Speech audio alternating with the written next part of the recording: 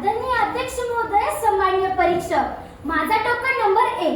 आज मी तुमच्या समोर उभी आहे ते केवळ भाषण करण्यासाठी नव्हे तर एका अनुभवाची साक्ष मांडण्यासाठी. हा अनुभव फक्त माझा नाही तर संपूर्ण समाजाच्या वेदनेचा आहे. आजचा माझा विषय मी पाहिलेला महापूर. येथे ही विद्युत गुणबंद कक्ष गज अनन्योम अभिद्रवतम. पावसाच्या थेंबांनी सांगितलेली वेदनेची गोष्ट, नद्यांच्या लाटांनी दाखवलेली विदसाची स्पष्ट ओळख. तो दिवस नव्हता साधा, इतिहास बनून राहिला. मी पाहिलेला महापूर मनात कायमचा कोरला गेला, मनात कायमचा कोरला गेला.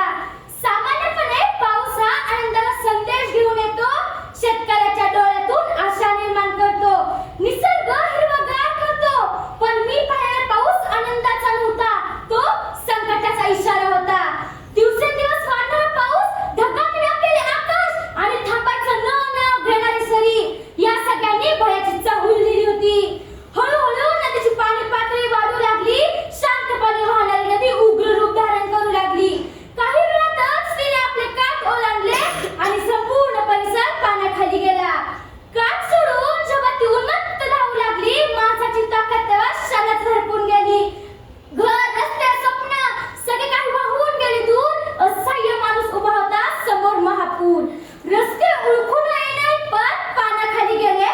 वीज पुरवठा खंडित झाला, संपर्क तुटला. अनेकांना घराबाहेर पडायला वेळ मिळाला नाही. घरामध्ये पाणी शिरले. संसार उपयोगी वस्तू, कागदपत्रे, धान्य, कपडे सगळे काही पाण्यात वाहून गेले.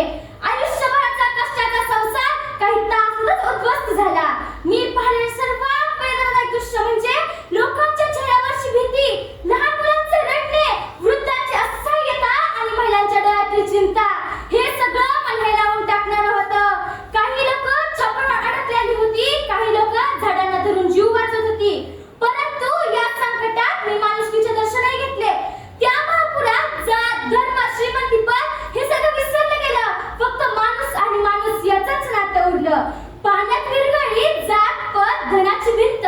माणूस माणसासाठी उभा राहिला, निखळपणे निश्चित. अनोळखी हाताने तिला जीव वाचवण्याचा आधार. त्या महापुरात दिसला खरा माणुसकीचा संस्कार. तरुणांनी स्वतःचा जीव धोक्यात घालून लोकांना सुरक्षित स्थळी पोहोचवले. महिलांनी एकमेकांच्या मुलांची काळजी घेतली. स्वयंसेवी संस्था आणि बचाव पथकांनी अहोरात्र काम केले.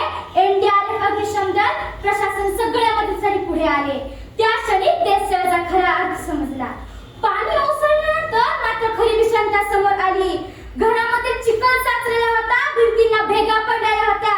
शेती पूर्णपणे उद्ध्वस्त झालेली होती, जनावरे वाहून गेलेली होती. अनेक कुटुंबांनी आपले आप्त गमावलेले होते.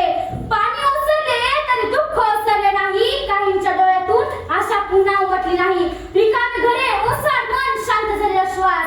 महापुराने शिकवला आयुष्याचा कठोर अभ्यास. तरी माणसाने हार मानली नाही. पुन्हा उभं राहण्याचा प्रयत्न सुरू केला.